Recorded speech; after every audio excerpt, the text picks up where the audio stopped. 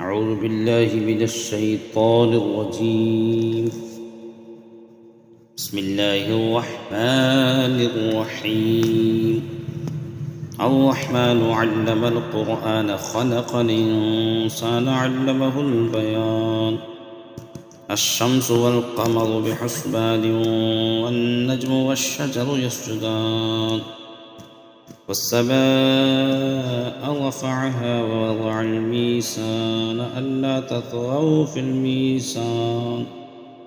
وأقيموا الوزن بالقسط ولا تخسروا الميزان والأرض وضعها للأنام فيها فاكهة والنخل ذات الأكمام والحب ذو العصف والريحان فبأي آلاء ربكما تكذبان خلق الإنسان من صلصال كالفخار وخلق الجان من مارج من نار فبأي آلاء ربكما تكذبان رب المشرقين ورب المغربين فبأي آلاء ربكما تكذبان مرج البحرين يلتقيان بينهما برزخ لا يبغيان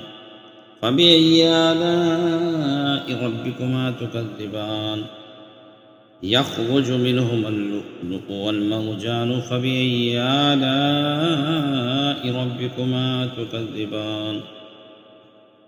وله الجوار المنشآت في البحر كالأعلام فبأي آلاء ربكما تكذبان كل من عليها فان ويبقى وجه ربك ذو الجلال والإكرام فبأي آلاء ربكما تكذبان يسأله من في السماوات والأرض كل يوم هو في شأن فبأي آلاء ربكما تكذبان سنفرغ لكم أيها الثقلان فبأي آلاء ربكما تكذبان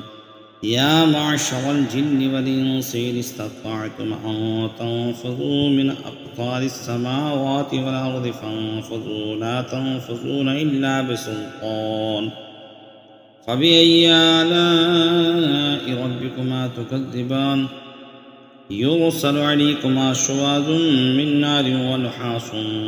فلا تنتصران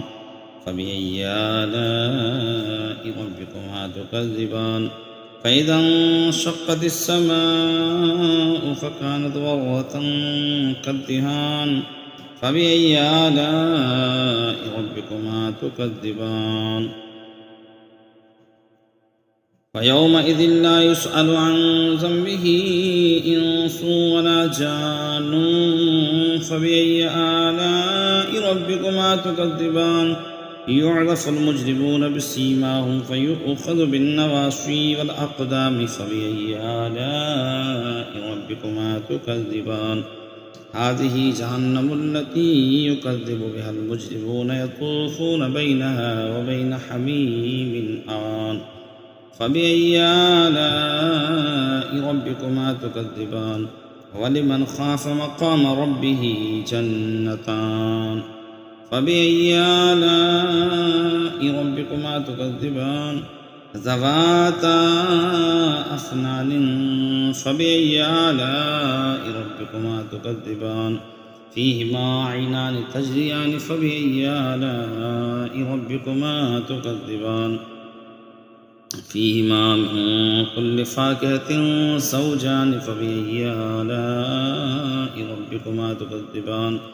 متكئين على فرش بطائلها من استبرق وجنى الجنتين دان فبأي آلاء ربكما تكذبان فيهن قاصرات الطرف لم يطمثهن إنس قبلهم ولا جان فبأي آلاء ربكما تكذبان كأنهن الياقوت والمرجان فبأي آلاء ربكما تكذبان هل جزاء الإحسان إلا الإحسان فبأي آلاء ربكما تكذبان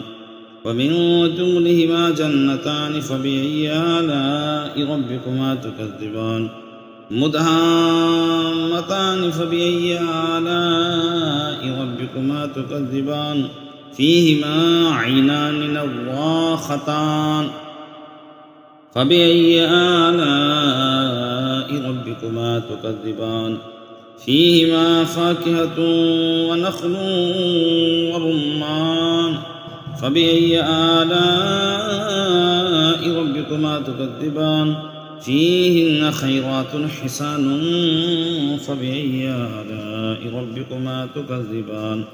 حور مقصورات في الخيام فبأي آلاء ربكما تكذبان لم يطمثهن إنس قبلهم ولا جان فبأي آلاء ربكما تكذبان متكئين على رفرف خضر وعبقري حسان فبأي آلاء ربكما تكذبان تبارك اسم ربك ذي الجلال والإكرام صدق الله العظيم.